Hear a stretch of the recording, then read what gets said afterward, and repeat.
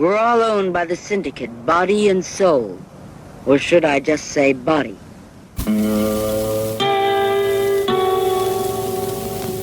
Hello, filthy movie lovers, something weirdos, and anti-criterion bros, to the second episode of The Sin Syndicate, the only film podcast that considers Kiss Me Quick a nudie masterpiece and is seriously thinking about a whatever happened to Gigi Darlene tattoo.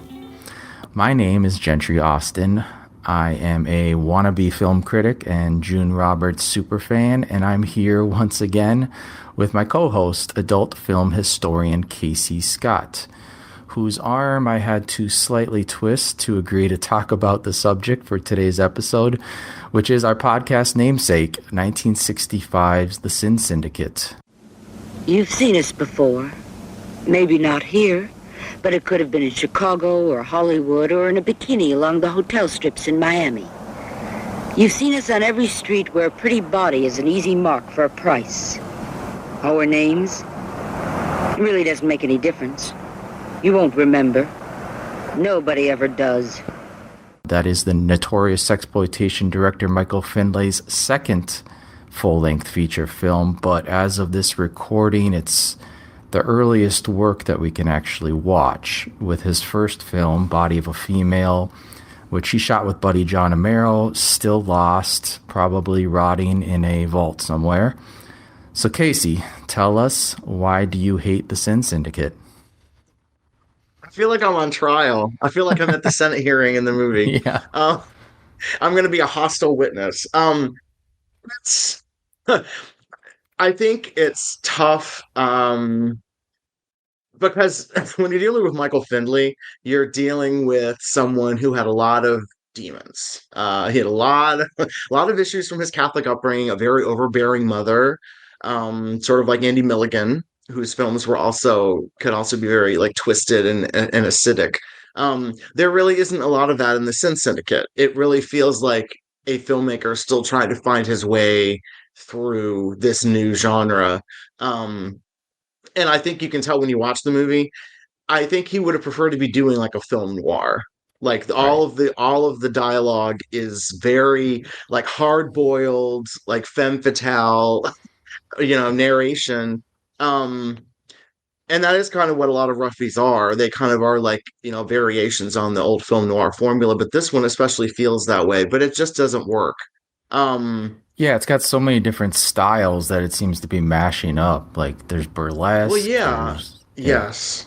It kind of, yeah. Well, yeah. And the belly dancing goes on forever. And I did not skip through it. Yeah. I think you had mentioned, you can go ahead and skip through that. And I was like, no, I don't skip through anything in these movies anymore, because if it's going to upset me, I want it to upset me so much that I'm able to properly address that in a review or discussion of the movie. It's like, what the fuck is this? Yeah, it's all part of it. Yeah. Yes. And there's also so much stock footage.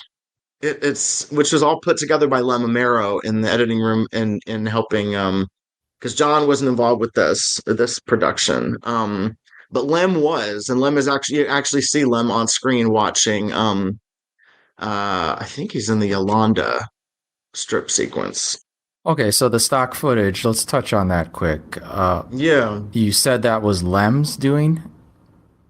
Yeah, Lem collected it for Mike, and kind of assisted him in the editing room. At least that's what John Amaro, that's the only mention of this film in John Amaro's memoirs, because John wasn't involved at that point. Yeah, so Lem assisted with editing, with collecting the stock footage together and then providing it to Mike. So basically you get the stock footage of like the Blitz in England in World War II, like this newsreel footage, and the newsreel footage of Cuba. And that's what it goes on forever, and you kind of forget that you're supposed to be watching. And it kind of touches on what we talked about in the intro episode. It's like, yeah, it's a sexploitation film, but is there sex in this film? Kind of. Like it's also a historical artifact in terms of like addressing World War II and well, Cuba. The stock footage was, I assumed that Joseph Brenner, the producer, maybe went to Mike and said, I've got this footage, because this happens a lot. He's got this leftover footage. Why don't you build a film around it? You're saying that you don't think that's the case? Not for this one, no, I don't think so. Uh, no, because I mean, he actually had to go out and well, because that footage it's just newsreel footage. I don't think it's from any existing film that Brenner was involved with. Okay. Um, yeah, I think it was just all stock newsreel footage. Um, I think it's there to pad the runtime because if you take it away, the film is barely an hour. Right. So, I mean, and that is just kind of indicative of so it makes me wonder what Body of a Female actually is like. Like, if we finally get to see it, is it going to be terrible? Right. It's like this, or is it going to be? It makes me just wonder about the quality of that. It doesn't sound like there's any stock footage in Body of a Female. No, And what we have no. seen that shows up in Lusting Hours is, Mm-hmm. I mean, it's somewhat It's not similar bad. to the vignette approach here. Different Yeah, scenes, just random scenes. that is true. Yes, that is true. So we'll see. We'll And cross our fingers. We also get Roberta in a starring role other than Take Me Naked. So that is always something to look forward to if we Right. ever get to see it. You want to know how we got started in this racket? We'll show you the beginning. The end, you already know. Well, before we go further, people might wonder, where can I watch this movie? I would say for streaming, cultpix.com has it available. Otherwise, there is a Something Weird video triple feature DVD out there, and it's, I just looked, it's like $30 on eBay, which is honestly a great deal because you also get She Came on the Bus and Sin Magazine. Yeah, Sin Magazine. Sin Magazine is the best one of those three, I will say. Okay. Okay. Yeah, Well, that's a good one. don't know if I agree, but I will. Oh, you like let you She Came on the Bus better? I That's do. not bad. Yeah. Yeah. I do like that one. Yeah. Yeah. And so on that note, maybe I'll read the back. So the back of the box, here's the synopsis. Who do you think wrote this, first of all, Casey? Who do you think wrote the back of those liner notes? I think it's probably either Mike or Lisa. Yeah. Has All right, to so be. the synopsis is Dolores started as a dancer in Havana. Lorna was a stripper, and Judy was just looking for fun. Instead, they became Zero Girls, hookers for the mob and controlled by the Sin Syndicate. Hand-picked, attractive, and young, they're beaten if they get out of line, tortured if they try to escape. Shacked up in Zero House, they spend their days as party girls for perverts in this nasty nudie from director Michael Findlay, which manages to include footage of the Cuban Revolution, the London Blitz, and the bombing of a battleship. So, Casey, what is the story behind this in regards to Joseph Brenner? His name is at the beginning under JBA release. Yeah. Tell us a little bit of background about Joseph Brenner, because he was a pretty famous character. Yeah, it's interesting because Joe Brenner's name is the only name on this movie. There are no there's other no credits, and Yeah. so which is very unusual. I would at least expect to see like Julian Marsh, like the fake name that Finlay used on pretty much everything. Yep. But yeah, it makes me wonder if there was some kind of bad break because I mean because obviously Finlay started with Brenner. Yep. He was a New York based film distributor and he dealt with a lot of imports, but also a lot of New York local product. I think people started to take him a little more seriously when he distributed Martin Scorsese's first movie, Who's Been Knocking at My Door, but he also distributed Gary Graver's first movie.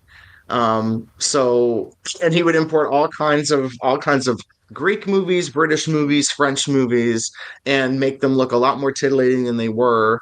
And unfortunately, a lot of those prints are long gone. But he kind of became better known in the 70s for handling a lot of really like lurid and tawdry imports. So he did like Man from Deep River, Torso, and Eyeball. Yeah. He did some Giallo stuff, yeah. Yes, he did. And I'm trying to think the other one that I was shocked. I forgot that he did. Oh, he did a really good German movie that he distributed under the very classy title Cry Rape. which was the original title was The Brutes, and it's a really fantastic movie that came out on Blu-ray in Germany, that I very much recommend. Okay. But Brenner got involved with Findlay because Findlay and Amaro went to him with Body of a Female. That was their first dealings with a film distributor because they made the film on their own Yeah. and wanted to, find the right distributor so they could make some money back on their investment in this movie. Um, and Brenner handled it, and of course, like many Brenner films, I think that's probably why a lot of the elements are long gone for Body of a Female. A lot of his stuff has never turned up. It's very uncommon for a lot of Brenner associates sexploitation stuff to show up. Yeah. Which is funny because if they would have went with Will Mishkin, maybe it would have showed up. Oh, absolutely not. I don't think so. No. Because, or is it the opposite? No, I think it's the opposite. Yeah, Michigan stuff is way tougher to find. I mean, we were really lucky to get Orgy at Lil's Place. That only just surfaced in like the last decade, I think. But a lot of the other Michigan stuff is missing because that's why all the Milligans are missing. He didn't really value those films. I think we would have been better if he had gone to Stan Borden from the beginning, because that's where Findlay went after. After Brenner, he went to Stan Borden and stayed with Stan Borden for years. I mean, he did he did Take Me Naked, all the Flesh films, A Thousand Pleasures, Ultimate Degenerate, Manasadika, and then he went over to Distrofix after that. But all the Stan Borden stuff exists specifically because of the vault raids that Mike Rainey did. All of that stuff was at Movie Lab. And I don't think the Joseph Brenner stuff, I don't think was at Movie Lab, because if it was, we would be seeing more of it. I think he might have been at a different lab in New York that went defunct. Yeah, I kind of, the fact that Joseph Brenner's name is the only name on this, and it's not even his full name, it's JBA. Yeah. So it's like no one wants to take credit for this thing, which makes total sense when you see the actual movie. But it makes it feel like there was some kind of disagreement, and Mike left and went to Stan Borden with Roberta and started making their very distinctive features together. This time it's different. This time it's syndicate business. The heat's on up here. Yeah, so after this, they never worked with Joseph Brenner again, correct? Yeah, it's interesting. It's kind of like a Sarno thing where actually a lot of sexploitation filmmakers are like this. They don't go back to, well, Andy Milligan did, but a lot of these filmmakers didn't go back to distributors if they got burned. They learned quick that they had to keep going to different people. Yeah.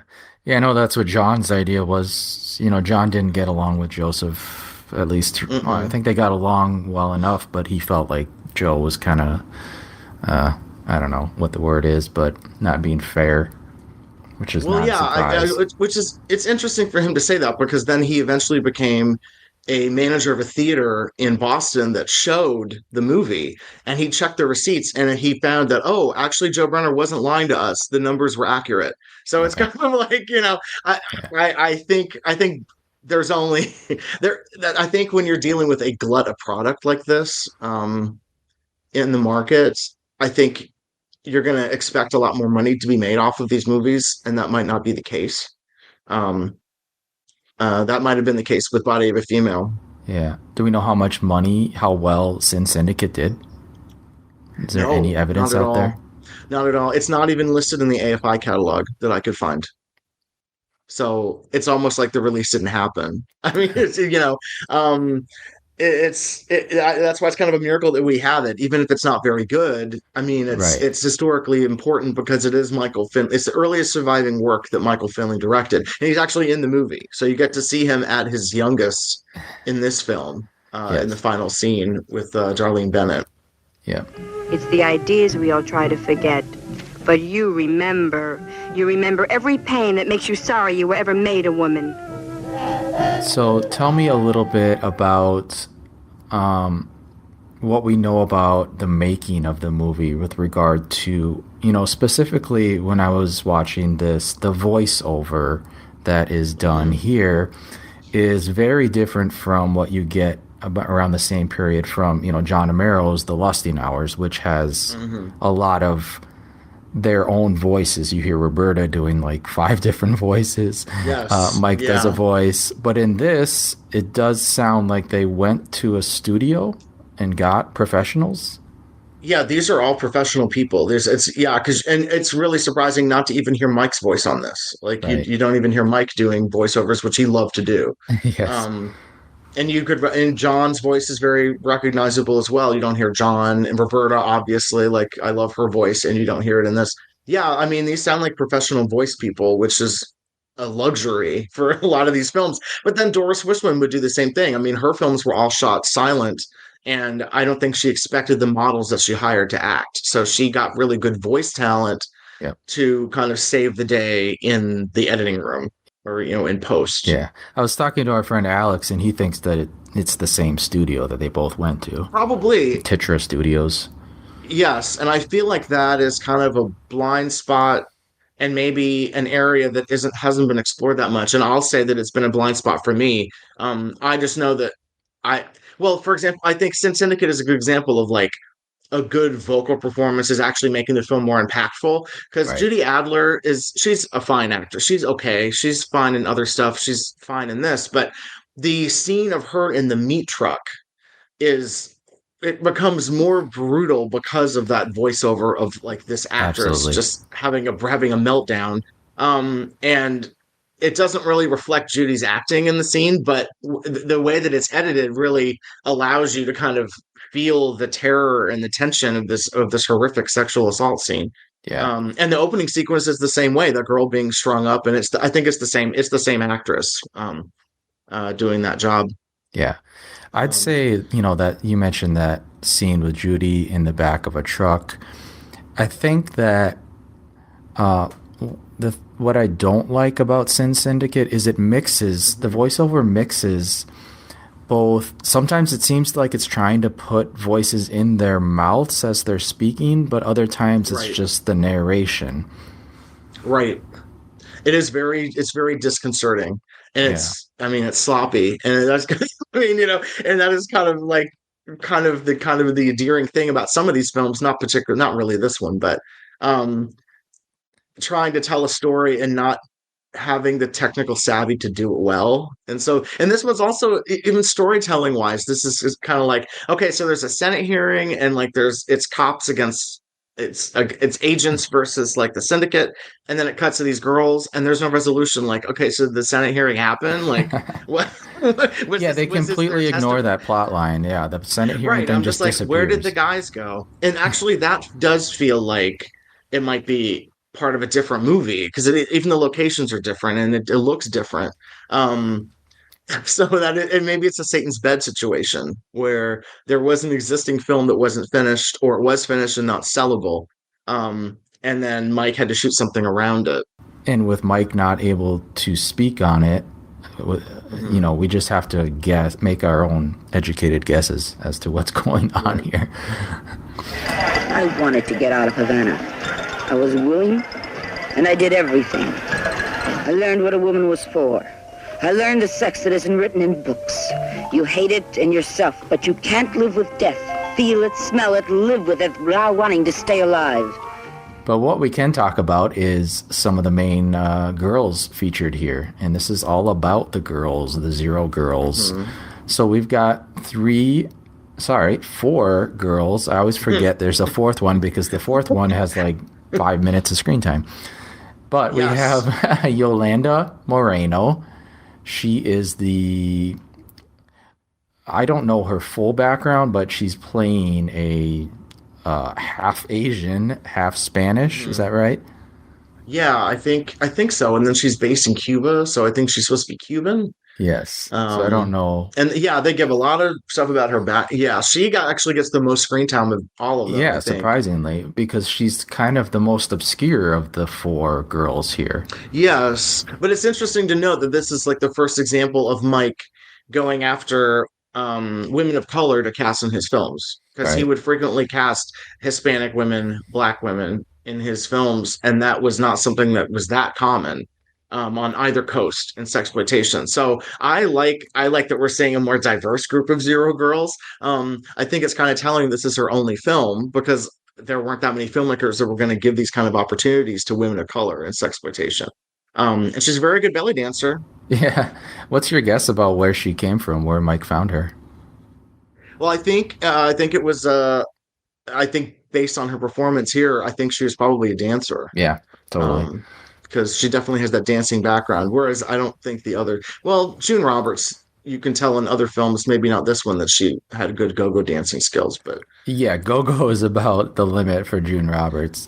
I think yes, she's yeah. better at just posing. She's a very she good comes from model. that back. But Yeah. we'll go into June in a minute here. So Yeah, yeah, we don't know yeah. much about Yolanda, but she is definitely the best dancer here, I'd say, next to Judy. Yeah. And she gets a lot of screen time, and her voiceover, or whoever's who's doing her voiceover, she gets a lot of voiceover time. Right. And that voiceover actually kind of reminds me of Peggy Sarno. And I know it's not Peggy Sarno, but it does has that like that grizzled smoker's voice, which Peggy Yeah, even had in the yeah, 60s. yeah. So God love Peggy, but she had that very distinctive voice that only cigarettes can assist with. Yes. Yeah, it totally doesn't fit Yolanda's character, but it fits the No. mood of the film Hmm. for sure. So yeah, we don't know much Yeah. about her, but the second girl is Judy Adler, who plays the she's the small town girl that Yeah. becomes she's a happy stripper at first, and then she's kind of Right. enticed into the syndicate. I'm Lorna.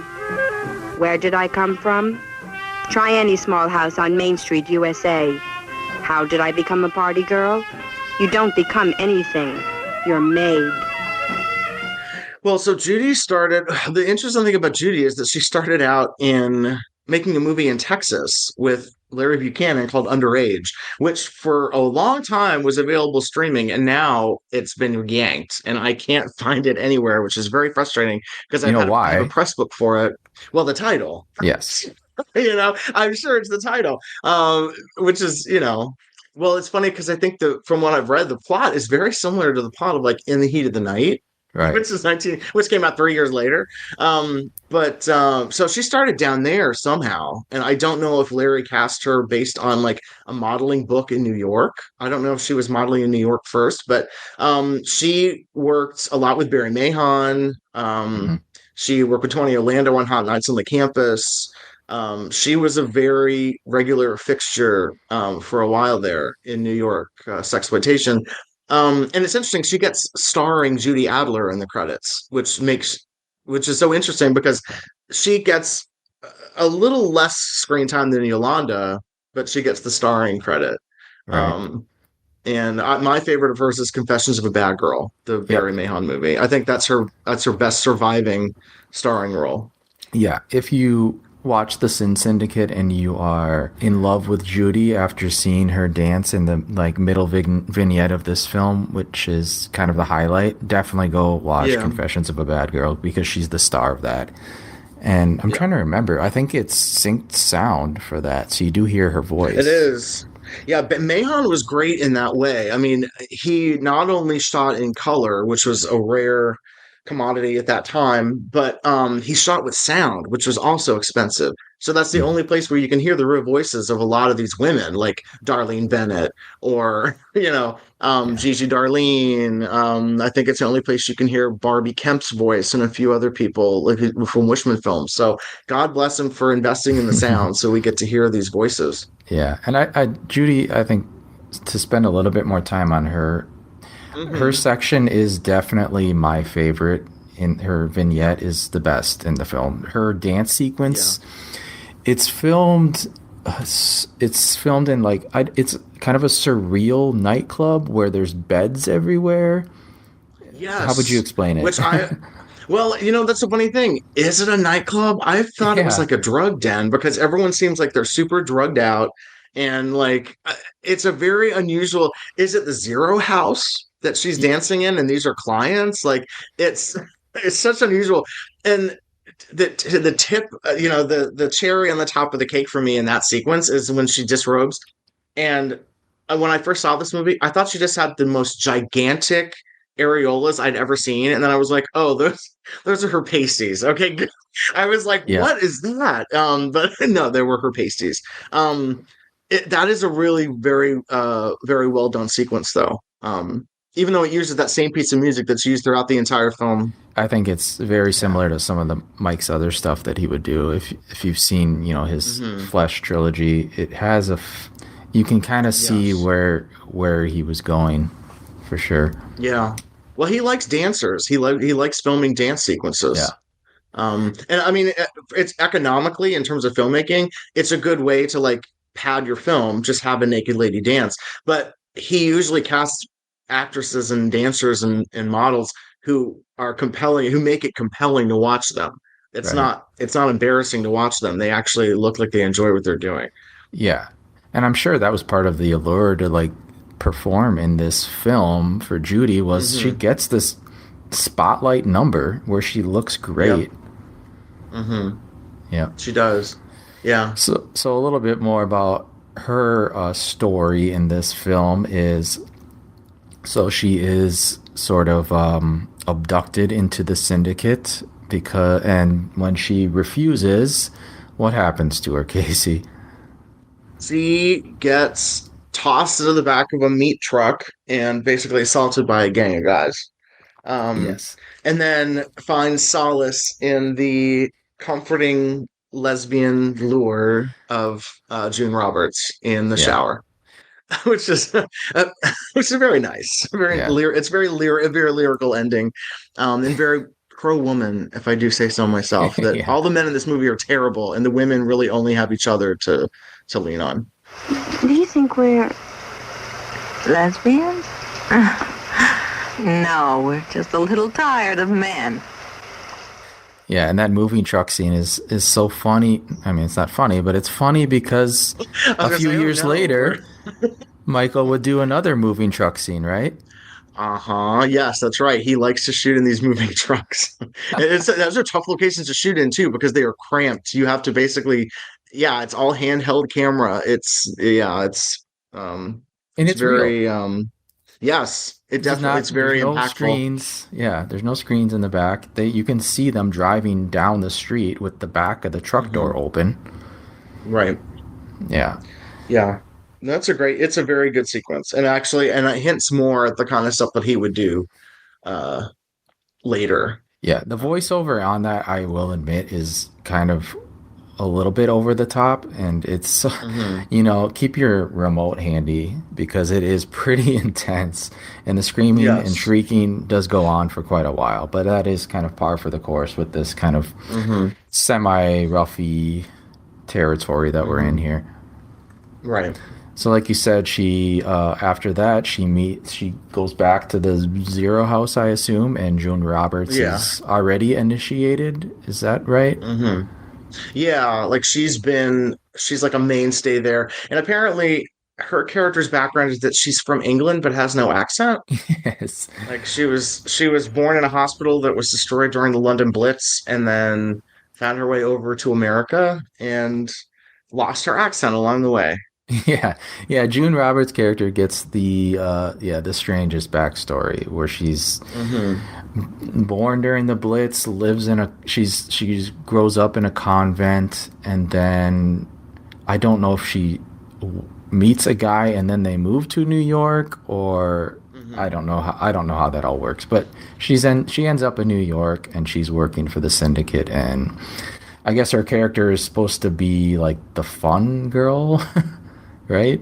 I guess, yeah. I mean, it makes it seem like she's enjoying this life. She's the mother hen of this crew. I don't know. Yeah, which is interesting because she doesn't seem like more grizzled than any of the other girls in the movie.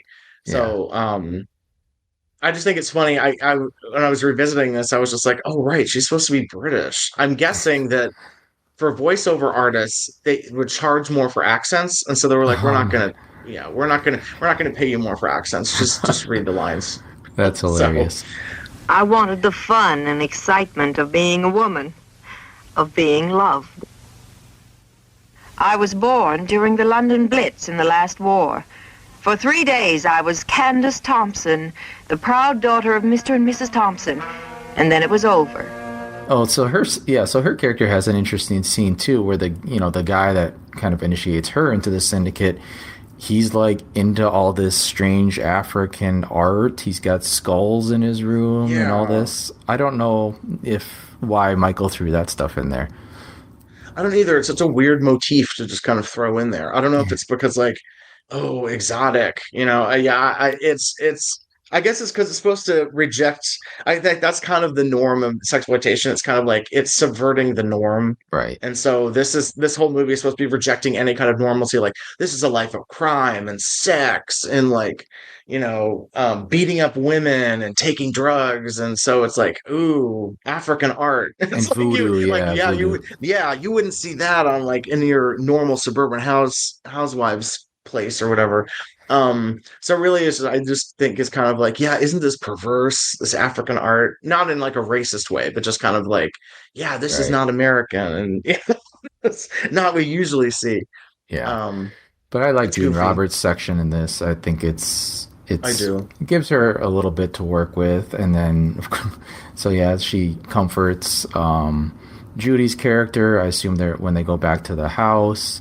But June is she was a kind of a mainstay of this whole period of sexploitation. She, like you said, I think she worked go-go. She did a lot of those photo studios. She worked with everybody. I mean, Doris Wishman, Joe Sarno, Chuck Smith, who you've talked to, correct? Yes, Who was she both did work a with him. cinematographer and he directed a few movies. So she was like, Yeah. she was raring to go. Chuck had said when he worked with her, she was just all business. She was just a nice girl, did her thing, and just bounced.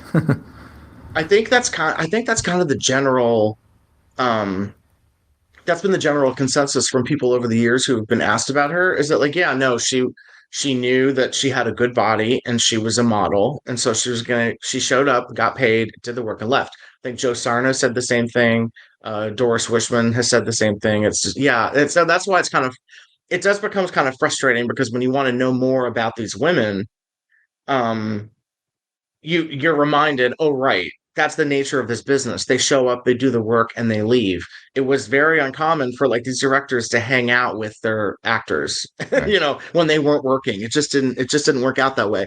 I think I and a lot of other sexploitation people are kind of like, yeah, I bet they just like had house parties all the time and like, Mhm. hung out on the weekends and things, and that just wasn't the case. Yep. So they may use them frequently enough in films of theirs that they felt like they maybe knew them a little better than some other people that they worked with. But um, Barry Mahon is like that too. But Barry Mahon also didn't remember much about anybody because he shot stuff so quick and so fast that he really didn't even remember specifics about films. Right. And the fact that you see June pop up so often is, Mhm. proof that she was easy to work with and people enjoyed working with her. Yep, very reliable, look good. And actually, yeah, speaking of Barry Mahon, we get to hear her real voice in Barry Mahon products. So that's and she has a slight Northeastern accent. It's not a New York accent. It sounds like Yeah. a Boston accent. And the fact that her last film was shot in Boston makes me think that maybe she stopped doing stuff in New York and maybe went back to Boston. Yeah. All right, Um, Casey, dig in those Boston archives, see what you can see if I you can know. find her. Well, and that like, and you know who else is from that area is Lisa Petrucci. So it's kind of, I keep saying somehow they are related. I feel it in my bones, and I know that I know Lisa thinks that it's funny that I think this, but it's Making like, Lisa yeah, blush. no, I feel like there's a connection there. It's just too vivid, Yes, So I don't know. I would love there that. is. That's my dream, is that maybe she does a genealogy thing and finds Gene Roberts that way. Yep. What was June's last movie? Do you know off the top of your head? Yeah, it was Kitten in the Cage, which Okay. was connected to the Ameros because it was George DeLumos, or yeah, I think it was George DeLamos, who produced Diary of a Swinger for the Ameros. He was a theater owner in Boston, Okay. and then decided to get into this exploitation business. So he did this piece of garbage called Kitten in a Cage with Richard McLeod and sold it to Harry Novak at Box Office International. and then he moved to New York, partnered with Gerard Damiano for Cinepix, and then they did what is it? We All Go Down and Changes, and And then what kind of year was screwed that? Damiano over. Kitten in a Cage was 68, and then 68. he moved down from Boston to New York and did We All Go Down with Damiano in 69, and then Changes in 70, um and I think he did one more with him, and then that partnership fizzled because he kind of took the money and ran. Gotcha. Not the best guy, and that's kind of where my research has ended with him. I'm sure he's long gone now. Yeah. Um, but yeah, Kitten in a Cage is only noteworthy because it's the last movie that June Roberts made in what I feel might be her hometown of Boston. Interesting. And yeah, June is there's like Casey said, 68 was her last film, and then she disappeared. And Right. you know, like a lot of other actresses, or unlike, she did not go further into any of the hardcore stuff. Neither did Darlene, neither did any of the other girls on here. So there is still a lot of mystery about her, and I think that's kind of what's so interesting about digging into some of these actresses and actors is some of them did interviews later. A lot of them did not want to do interviews, or they're just Right. impossible to find. So June is Right. one of those cases. I know Darlene has done some interviews, or maybe one. What do you know, Casey? Well, you probably don't want to get me started on my thoughts on that interview. I don't know if it actually happened. I don't know if it's accurate because it's a written interview. Mhm. And we've seen a lot of false interviews in written form being published over the years. So I think that she is still around and with her sister. Actually, I think her sister might have passed Might have away. passed, yeah. Yeah, but yeah, I mean, I think something to remember is that these films were always made for a brief theatrical run. And Yes. so and a lot of these women also didn't use their real names on them. So 40 years later, Yeah, they all don't of a know the sudden these names of movies them. that they Yeah. made on a lark, and now all of a sudden like they have cult followings when they thought they were just doing something for a little quick money to like pay the rent while they were trying to get real modeling gigs and real acting gigs in New York, and then they got married and left, and then years later video comes around, and all of a sudden these black and white movies that nobody cared about for years, now people want to know, where's June Roberts, where's Darlene Bennett, where's Linda Boyce, where's all these people. They did not count on anyone ever caring about any of the work that they did. So I think when they're contacted, you either are going to get like, yeah, I don't want to talk about that. I did it on like weekends in my 20s and I'm in my 70s now. Or you have people like, wow, I'm really impressed that people are actually interested in what I did in my life as a young girl in New York just trying to make it. You really don't get an in between when you reach Right. out to people. Um, but Darlene is another one, I think, like June, who was just very professional. She showed up. She had terrific posture, great body, could act a little, um, and seemed to be just agreeable and easy to work with. And I think that's kind of why you see her in so many of these films, like June, because she was someone you could call her. She'd show up. She'd do the work. She'd look great, Yeah. and then go home. My story is like the others, and yet it's different. I met Rocky Lanson on my wedding night, and it was my own husband who made me a zero girl. Yep, so her part in this movie, Darlene Bennett, we're talking about, is fairly short. It's at the end. She is picked up on the street. Oh, sorry, that's later. Before she's picked up, she's getting married to some random guy, and Right. on her wedding night, Which we don't see. yeah, Yeah, we don't see the wedding night or the story she's telling, right? yeah, she's initiated into the syndicate on her wedding night. Her husband kind of pimps her out, and we see the scene with her and who's the girl that she's with? Do we know? That I don't know. But Yeah, I will say something that I noted, something that I love about New York films is spotting locations. Yep. And so you get to see really nice shots of the Cafe Borgia, which was at Bleecker and McDougal in the Village. Like she's talking about the Village in her narration about like the beatnik life, and you get to see Yes. Washington Square Park. But the Cafe Borgia was a really big like Beat Generation like beatnik hangout. So you get to see really not lots of nice street shots of that, which is no longer there at Hmm. 85 Bleecker. It is now a restaurant called Chloe, which is a vegetarian restaurant.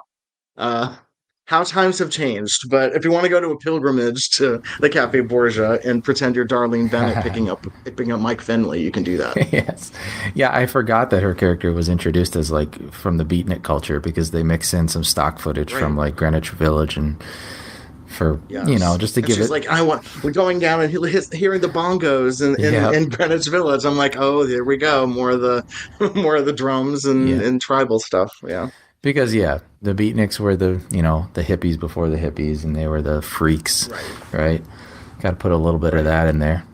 So yeah, she's picked Right. up, and this is probably the second best. I don't want to say best, the second most noteworthy scene, because who shows up in this hotel room but Mr. our Findlay. friend Mr. Findlay, fully bearded out, eyes piercing, watching these two girls get it on the bed, and sitting in the I don't know, what do we want to call that chair? Sitting in kind of like the cuck chair in the corner, watching. I guess it is the cup chair because he's just there to watch. Yeah, I don't know. It's like he picked up this girl and now the other girl is stealing the woman from him, or I don't know. It is noteworthy just because you get to see Dawn or Darlene on screen with Michael Finley, which is great. Yeah. And then I think she was in Take Me Naked for him the next year too. So yeah, like that was his first kind of recurring actress that he used other than Roberta. And now I find my suckers on the street. I make them want what they will never get. I'm made for hate. I hate men for what they are, for what they do, and because they made me a zero girl. The story doesn't really wrap up with any. It doesn't really connect back to the Senate hearing or anything that's going on. It kind of just peters out there, doesn't it? It does. It's kind of like, well, that's us, the Zero Girls. I'm like, okay, great, but in context to the story that was introduced, what does this mean? Like, what does this mean to any of that Senate thing? Like, and there's no wrap up. It basically just looks out, into over the into like the Hudson. So Yeah, it's like a cautionary tale. It's like, don't become like us, but how? But, Like, but basically, all these girls became Zero Girls because of men. So it's the message basically like, yeah, don't talk to men. Don't let men pick you up. It's basically that is kind of the message in a lot of these films. Actually, it's kind of like men are dogs. Well, so on that note, did Roberta have a hand in writing this? No, I doubt it. I No. think at this point, she was going to college for her music degree. And I think she eventually dropped out when she got married to Mike, because I don't think she finished school, from what I recall. I don't think she finished. Is that why she's why is she not in the picture either? I wondered. Because I think because I think even John mentioned that she said she didn't want to do another movie. Okay. She didn't want to be in any other movies. And then she has admitted that she was in Take Me Naked because she didn't want Mike filming other naked women if she wasn't going to be on set. And so that was her way to get onto set before she started actually just being a member of the crew. Okay. So I think this was shot. Yeah, I mean, but then it begs the question, who was handling the camera when Mike is on screen here? And we don't know that. Yeah. But I don't think it was Roberta. Yeah. He's not on screen that much, so he could have just set it on a counter or something. Oh, that's true, actually. If he has a tripod, that's possible, I guess. And what were they shooting on at this point?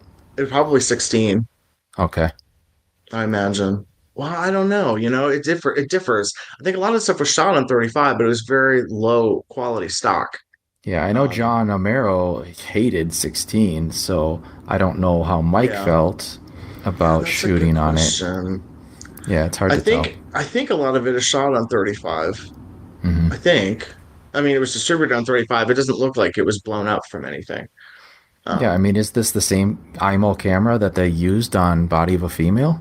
That I don't know. Yeah, we don't know. Because typically a lot of filmmakers, they didn't own this equipment; they would rent it. Hmm. So, because it was too expensive to own equipment at that point, so they would rent it for like weekend shoots. They'd rent it on a Friday and then shoot over the weekend. And that's why a lot of these things were shot so quickly because they could only have the equipment for a limited amount of time. And so, yeah, John, John, the Amaro brothers were, from what we know, not involved at all with this picture, correct? Just Lem. Oh yeah, like you said. Well, Lem is in it. Lem is in it. I mean, yeah, because you can see him in the audience for, I think, Yolanda's number. Oh yeah, he's got a credit for that as an uncredited credit Yeah. as one of the audience Yes. members. I tried to find him. I couldn't see him, but I'm sure He's the blonde guy. He's like very blonde. Okay. And then for somehow he gets I don't know who added the choreographer credit for him on this on IMDb. IMDb is filled with inaccuracy, so you just never know. Yeah, I don't know what that means because I don't think he choreographed any of the strip numbers. But Yeah, that is interesting. There's no room for smart girls in this racket. And when I'm finished, she's gonna wish she was dead. What else do you have to say about the Sin Syndicate as, and its place within Michael's filmography? How do you view it? Well, there's nowhere to go but up from here. Put it that way. Because it's not. Yeah, it's like basically this is like a trial run movie, which is not fair to say because Body of a Female was really the trial run, but because we have nothing to base, we know nothing about that film. A trailer exists, but that's it. And yeah, there's nowhere to go but up from here. Like even Satan's Bed is slightly better than this, but even that's not even really a full Mike Findlay movie. Right. It Satan's really Bed wasn't has... until Take Me Naked that he really started like hitting his stride, I think. It was the Stan Right. Borden years that are like the sweet spot for him. Something about his partnership with Stan, where Stan was just like, go to town, dig into your fetishes, like let it all hang out, and there was a market for it. So Yeah, this one does feel like it's slightly neutered take on what we would know as Findlay going forward, but I think that it has a lot of hallmarks that make it an interesting watch, especially if you've seen his other stuff, and especially because the girls are all great, especially the ones that we would see show up later. It's interesting to see this very early version of them in a Michael film. And maybe I'm just a simple man, I see June Roberts and Judy Adler and I'm in Darlene and, I'm happy. Well, I think everyone who's into these films has these people that they will forgive anything if someone is in this movie. Totally. For me, that's like Ushi. Like Ushi Digard, I own every movie that she is in that's available, regardless of whether I hate it or not, because it's Ushi. So, we all have these people, and I definitely understand all three of these women have pretty substantial cult followings still. So Yes. I think it only makes sense that, if you like them, you'll like this movie. There's only three. They don't have to really battle for screen time with that many other people. They each get their own little dedicated segment, which is kind of nice. Right. It's not like a nudist camp movie where there's so many that they're kind of just lost in the crowd. Yeah. So after this, Michael went on to do what? Tell us a little bit about what happened after this. So he did Satan's Bed. For Is that the timeline? a different distributor. Yeah, because that's what I think. Because that's the thing. Mike knows the timeline, and Mike is not around anymore. Roberta, the stuff that he did without Roberta, the details of those movies are lost because we'll not know them because even John wasn't around assisting for Satan's Bed and those things. Roberta refers to Satan's Bed as the Yoko Ono movie that Michael ruined. I'm just like, well, how do you know that it was a good movie, Roberta? She's like, listen. She's like, anything would have been better. Any movie would have been better than the movie Michael made. I said, okay, maybe that I do like the ending of that movie. But, I do too. It's fine. It's a fine movie. It's better than this, but I think. But then Stan Borden he got involved with Sam Borden and, did Take Me Naked, The Flesh Trilogy, Ultimate Degenerate, Thousand Pleasures, Manasadika, his first color film. And those are really like the sweet spot of his filmography. And and then he did films for Distrapix, which are missing. He did one little hardcore weird thing, which is like a loop carrier, and that was much later. That was like the year before he died. But his career is very interesting. This is a very interesting. This is interesting as a small part of a larger career that is very interesting. Yeah. When I was listening to John Amaro talk a bit about, the Body But Female era, which is, meeting Mike, they're both working at ABC just as film cutters. It did sound to me like, John for sure did not like exploitation films at first. And it didn't sound like Mike was really that into him either. He was, they like burlesque shows and they went to those, but it did seem like this was their way of just like making a movie. This is how, if you wanted to make a movie cheap and make money on it to fund further movies, this is the kind of movie you made, right? Right. Well, I think that's true. It's either that or a horror movie. And I'm actually surprised that Mike loved horror movies, so I'm not sure why he didn't start with a horror movie. Yeah. So maybe directing horror wasn't his thing. Maybe watching it was more his thing. But yeah, I don't know. I feel like he could tap into something about him. Something snapped, not in like a crazy like way, but something snapped in sexploitation where I think maybe he started actually watching more of these films and realizing that he could push more boundaries in terms of his own personal tastes. Yeah.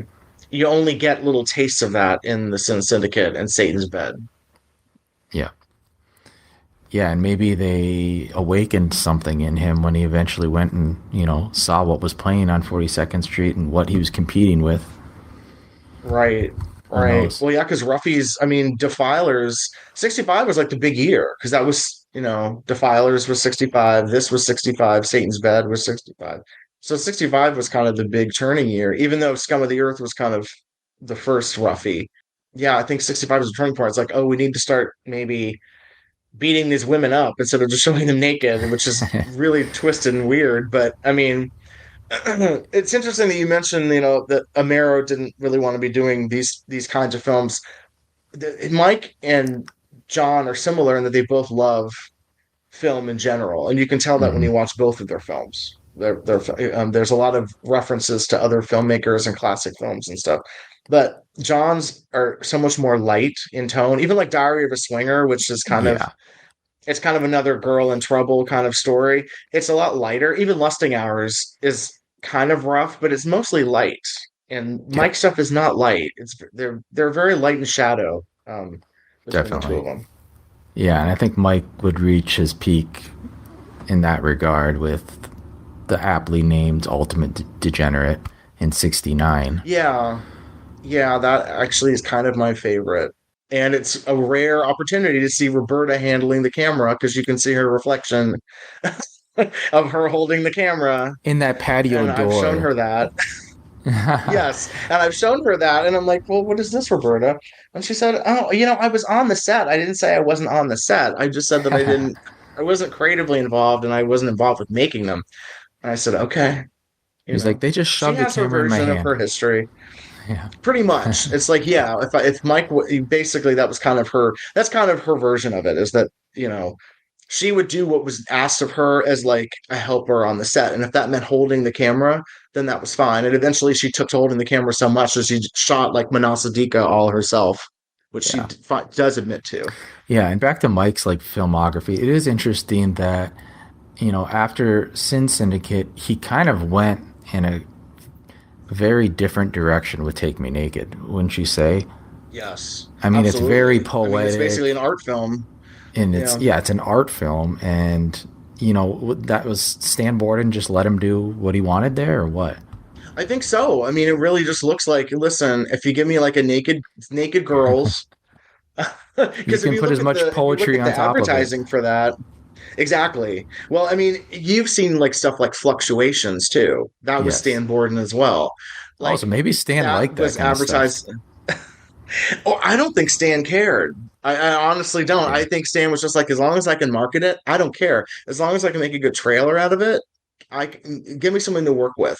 I think a lot of these distributors, they were not interested in what the actual films were, unless they couldn't sell it, unless they couldn't do something with it. For example, if like Mike did Take Me Naked as like it's kind of like a bottle episode, like a two character thing of two people sitting in a room talking at each other. Mm-hmm. He'd be like, I can't do anything with this. At least have them both be naked so that we can edit around it for a trailer. But I think I think Mike knew what the genre what was expected of him for the genre.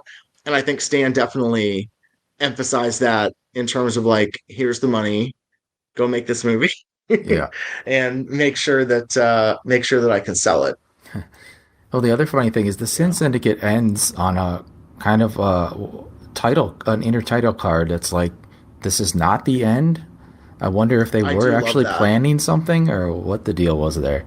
I think it's just kind of like, I think it's kind of an old classic exploitation thing of kind of like, this is just one story, but there are so many more stories out there. Like there are other Zero Girls. I think even their narration says that. It's kind of like, these are just our stories. But he would do the same thing with Touch of Flesh, but then he actually did. I did love that. Yeah. He actually did follow through. Yeah. See, I think because of the break with Brenner, I don't think that was ever going to happen. I think that was just, I think that I can't imagine a sequel to this. Because especially because his name isn't on it. Well, even the fake name isn't on it. So it's just kind of like, I don't know. Zero Girls 2. Yeah, I'd be down for Zero Girls 2 as long as, just introduce four more different girls. Different circumstances. Give me like Gigi, Darlene, Linda Boyce. Yep, who's your dream? Oh God, I don't know. Who else is left? Well, Uta. Peggy Sarno, aka Cleo Nova. Uta Erickson, of course. Uta Erickson. Yes, that's true. Because 66 was when she started. That's when she and Linda Boyce both kind of started. So yeah, that'd be perfect. Good. All right, I'm going to write that script. What about the party tonight? Do what I do. Pick one of the older men. They love less and tip big for small affairs. I don't need another Zero Girls. I'd rather have another Flesh film, to tell you the truth. I'd rather have another saga of that. See, I'm happy with the 3 we got. I think that's perfect. It ended on a good note. Trilogies work best on the beach. Yes, with Michael falling awkwardly from a tower. Right. Was it a lifeguard tower or? I don't know. Yes. Yeah. That's what it was. And it's crazy to think that was for years like Touch and Curse were all that were available. And then all of a sudden, something weird supplement comes out. Kiss of Her Flesh is finally available. And it's like, what? And we finally get to watch the last film. It was like waiting for like the last Star Wars film. Yeah. It's kind of like waiting for like the end of the trilogy. Yeah. And we finally got it. I remember that so vividly when that happened. That is so funny, and it puts it into perspective. It really does. It's kind of like we get excited about discovery of every little movie, but that was like a major find, and it was the sickest of all of them. So what you're saying is, Body of a Female, there is still hope. I think you've talked me into it. Yes, I think there is hope. Oh, hope of Body of a Female being found, you mean, or Body of a Female being good? Being found. That's what I'm talking. Is there less hope there? I think there's about as much hope as finding Prince of the Michigan Milligan movies. Okay. Which is very little. Because, well, especially, I think to put it into perspective, I mean, there were usually less than a dozen prints made of these movies. And a lot of them, especially in the New York films, were not necessarily distributed that widely outside of the East Coast. They didn't go west that frequently. Sometimes it showed up in Texas and other places, but like, unless they were larger, more substantially budgeted films, like I don't think Stan Borden had his films get distributed in California or anything. I could be wrong, but so it just kind of makes it tougher to find prints, even a print, let alone a negative, because there were so few prints available. Like Smell of Honey. Mm-hmm. There's only 2 prints left. I think there were only 5 made. of that, I think. Yeah. I think Friedman said it was between 5 and 10. So we got super lucky that we Yeah. even got to see that. Yeah. Which is Um, so that's a good, kind of like ending point with talking about mhm. Sin Syndicate is it's nobody's favorite Findlay film. It's nobody's favorite Mm-mm. sexploitation film, but we're happy to Right. have it. We're always Yes, happy to I have agree. anything we can get from this period, and Yes. from these filmmakers. And Sin Syndicate is it's an important piece of his story, and it's an important piece for these actresses as well. So I'm Yeah. glad we have it. I'm glad we can watch it, and that's kind of why Hmm. I named our podcast after it. It makes more sense. It makes perfect sense. You know, and what a way to make a purse out of a pig's ear. You know, For sure. making a podcast and trying to take the name of a pretty weak film and try to make it into something more substantial and special with this podcast, I think is a good idea. Yes, you get it. Um, You get it. And now you know the beginning and the end. Each girl made the one mistake of being innocent and wanting love. We're not really selling this movie, are we, huh? well, that's something I think that should be noted. We're not gonna like not every movie that we're reviewing or going to be discussing in this on this podcast is going to be good.